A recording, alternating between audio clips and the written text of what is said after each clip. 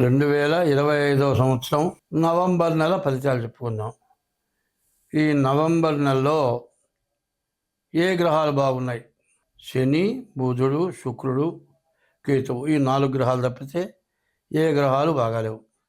అయితే దీనివల్ల ఏం బాగుంటుందో చూద్దాం. మరి ఉద్యోగ రీత్యా కూడా ఇబ్బందిగానే ఉంది. చదువు కానీ, ఉద్యోగం కానీ, విదేశీయానం కానీ చాలా ఇబ్బందికరంగా ఉంటుంది. తర్వాత మరి వివాహం కావటానికి కానీ బాగున్నది. వివాహం చేసుకునేదానికి ఇద్దరి యొక్క జాతకాలు కలిసినాయా లేవా తప్పనిసరిగా చూడాలి. పిలిచే పేరు కాదు, డేట్ ఆఫ్ బర్త్ ద్వారా ఖచ్చితంగా జాతకాలు చూడాలి. అట్లా డేట్ ఆఫ్ బర్త్ లేకపోతే ఇద్దరి అరిచేతుల ద్వారా, హస్త సాముద్రిక ద్వారానైనా సరే చూసి ఇద్దరికి కలిసిందంటేనే వివాహం చేసుకోవాలి.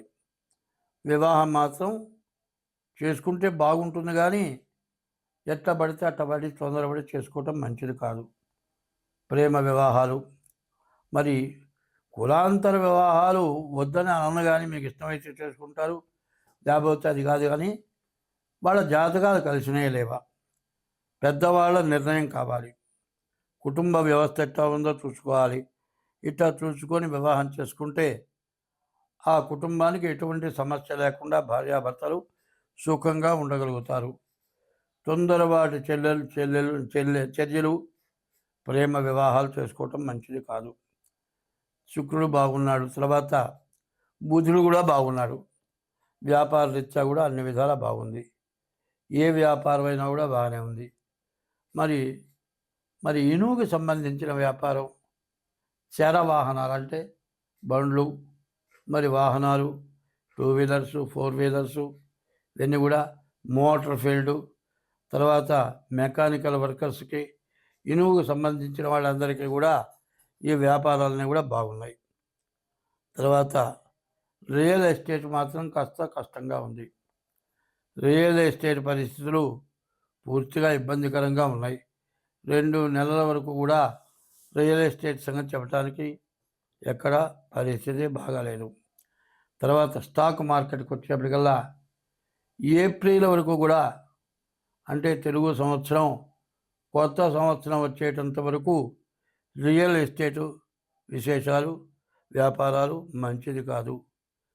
విదేశాలకు వెళ్ళేవాళ్ళు కూడా బాగా కష్టాన్ని స్టూడియాలకు వచ్చేట్లయితేనే వెళ్ళాలి.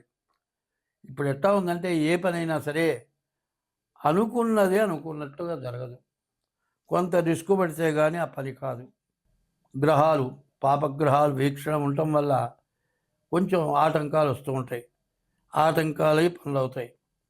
అయితే వ్యాపారం చేసేవాళ్ళు కానీ, ఉద్యోగం చేసుకునేవాళ్ళు కానీ, పెళ్లి చేసుకునేవాళ్ళు కానీ, ఆఖరికి విదేశాలకు వెళ్ళేవాళ్ళు కానీ కష్ట నిష్ఠూర్యాలకి ముందు ఓర్పు, ప్రధానమైనటువంటి ఓర్పు కావాలి.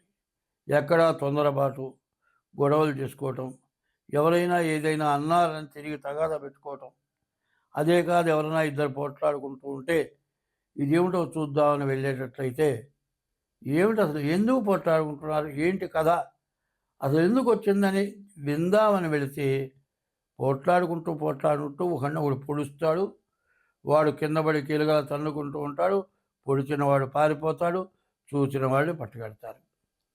ఇట్లాంటి పాపగ్రహాల వల్ల ఇట్లాంటి సమస్యలు బాగా ఎక్కువగా ఉన్నాయి. విదేశాలకు వెళితే కూడా చాలా కష్టంగా ఉండేట్లుగా ఉంది.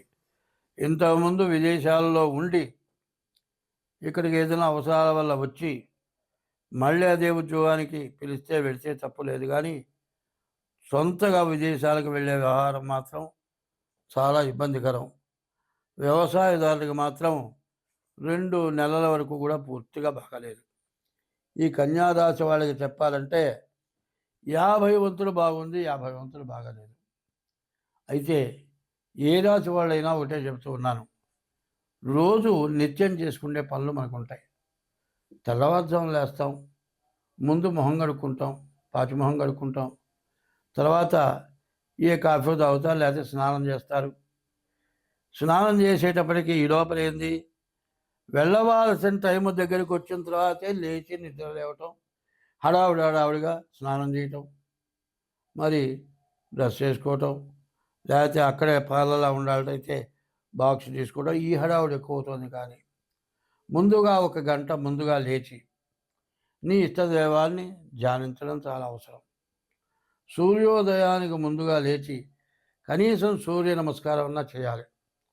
ఉదయం పూట ఉదయించేప్పుడు సూర్యుడు బ్రహ్మ, మధ్యాహ్నం పూట 12 గంటలప్పుడు ద్వాదశం మధ్యాహ్నం మహేశ్వరుడు పరమేశ్వరుడు, సాయంకాలం పూట విష్ణుమూర్తి. 3 వేళలు సూర్య నమస్కారం చేయడానికే నీకు ఇబ్బంది ఉండదు. పొద్దున్నే అయితే స్నానం చేస్తావు, మధ్యాహ్నం సాయంత్రం స్నానంతో పర్లేదు. 3 వేళల నమస్కారం చేస్తే బ్రహ్మ విష్ణు మహేశ్వరుల నమస్కారం చేసినట్లు అవుతుంది. ఇటువంటి పనులన్నా చేయాలి. ఈ రాశి ఏ రాశి వాళ్ళకైనా సరే అసలు దేశమే దుర్భిక్షం, సుభిక్షం అనేది లేదు. కారణం ఏంది? యుద్ధాలు వచ్చినాయి. యుద్ధాల వల్ల ప్రతి వాళ్ళకి ఖర్చులు పెరిగినాయి, ప్రతి చోట పంటలు పోయినాయి. ఒక దేశం నుంచి ఇంకో దేశానికి పోవాల్సి వస్తున్నాయి తినబండార సామాన్లు. అందువల్ల ప్రతి వస్తువులు కూడా అధిక రేట్లు పెరిగినాయి, తగినటువంటివి దొరకటం లేదు. ఇట్లాంటి ఇబ్బందుల వల్ల మరి వృత్తిరీత్యా ఆదాయం లేదు, ఇబ్బందులు ఉంటున్నాయి. కాబట్టి ప్రతి వాళ్ళు కూడా 1-2 గంటల పాటు నీ ఇష్టదైవాన్ని పూజించడం. కనీసం ఏమొద్దండి, ఓం నమ శివాయ, ఓం నమో నారాయణాయ ఇట్లాంటి మంత్రాన్ని చదివితే, బండి వేసుకొని దారిలో వెళ్తున్నావు, ఓం నమ శివాయ, ఓం నమ శివాయ బండి వేసుకొని బండి మీద వెళ్ళేటప్పుడు అనుకోవచ్చు కదా. ఇట్లా ఏదైనా చేయాలి. వంట చేసేవాళ్ళు కూడా ఓం నమ శివాయ, ఓం నమో భగవతే నారాయణాయ ఇట్లాంటి మంత్రాన్ని తలుచుకుంటే ఎన్నో దోషాలు పరిహరింపబడతాయి.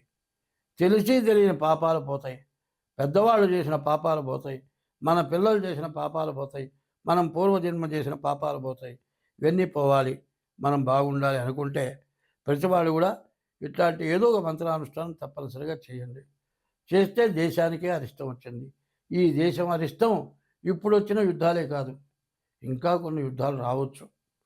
మరి ఇటువంటివన్నీ కూడా కావాలి అంటే, ఇటువంటివి ఆగిపోవాలి అంటే మనిషికి ప్రశాంతత, అందరం బాగుండాలనే కోరిక ఉంటే ఈ యుద్ధాలు రావు.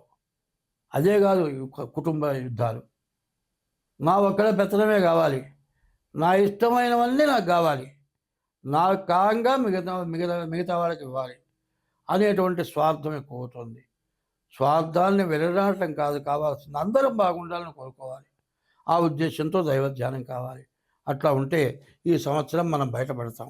ప్రకృతి పురుషుడు, ఈ ప్రకృతిని కాపాడేవాడు, ప్రకృతిని రక్షించేవాడు, పాపం వల్ల ప్రకృతి ద్వారా మనల్ని శిక్షించేవాడు యఃకర్త, మనల్ని అందరినీ రక్షిస్తున్నటువంటి కర్త, జగతాం భర్త, జగత్తు మొత్తాన్ని పోషిస్తున్నాడు, మనందరినీ సంరక్షిస్తున్నాడు. మరి అందరికీ ఏది కావాలో అన్నీ సమకూర్చి పెడుతున్నాడు. నిధి, ఆ నిధి ఎట్లా ఉంటుంది అంటే, మనం ఏదైనా కొద్దిగా కావాలి, ఇంట్లో సరుకులు తెచ్చిపెట్టుకున్నాం, 2 నెలలు అయిపోయేటప్పటికల్లా ఏమవుతుంది? పుచ్చిపోతాయి. కానీ మనకు సంవత్సరం పొడుగుతా కావాల్సినంత ఇస్తున్నటువంటి సంహర్త, సంరక్షణ చేసేటువంటి వాడు మహసాంనిధి, ప్రపంచం మొత్తానికి, ప్రపంచ దేశాలన్నిటికీ కనపడేవాడు మహసాం నిధి. అటువంటి నిధి అయినటువంటి సూర్య భగవానుడు అన్ని మతాలకు, అందరికీ దేవుడు. ఆయన కనపడకపోతే ఒక్క సెకండు మనం జీవించలేము. అటువంటి సంరక్షకుడు సూర్య భగవానుడు. ఆ సూర్య భగవానుడు తండ్రి అయితే భూదేవత ఉన్నది, ఆ భూదేవత తల్లి. ఈ భూదేవత నుంచి తల్లి ఎప్పుడు కూడా బిడ్డకి అన్నం పెడతారా నాన్న, అన్నం పెడుతుంది. తిన్నానమ్మా అంటే 2 ముద్దలు తినాలంట నా చేతి మీదుగా అంటుంది. ఆ విధమైన ప్రేమతో అన్నం పెట్టే తల్లి. అటువంటి తల్లికి అన్నం పెట్టినది భూదేవత. భూదేవత నుంచి సర్వం వస్తుంది. పైన ఉన్నటువంటి తండ్రి అయిన సూర్య భగవానుడు, కింద ఉన్నటువంటి భూదేవత మనల్ని సంరక్షిస్తోంది. అటువంటి తల్లిదండ్రులకు మనం చేసినటువంటి దుష్కృత్యం వల్ల వాళ్ళకి మన మీద కోపం వచ్చింది. ఇట్లా మీరు పిల్లవాడిని తల్లి తప్పు చేస్తే తల్లిదండ్రులు దండిస్తారు.